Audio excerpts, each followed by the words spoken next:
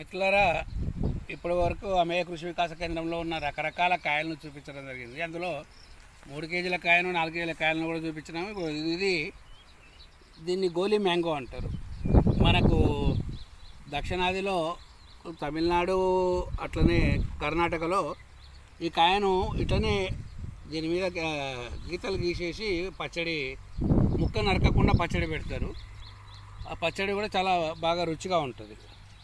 So మేము కూడా ఆ ప్రయోగము ఆ పచ్చడి అట్లా పెట్టడం అనేది మనకు అలవాట్లేదు, కానీ ఇప్పుడు మేము అది కూడా చేస్తున్నాము.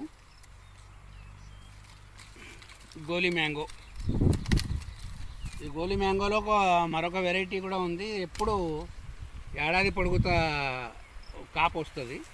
అయితే కాయ సైజు ఇంతే ఉంటుంది. అది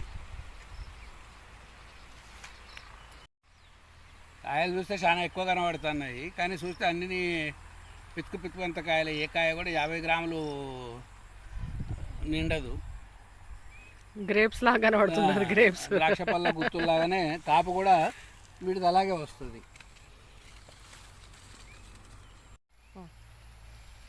చూడండి, ఇలాగా గుత్తులుగా వస్తుంది.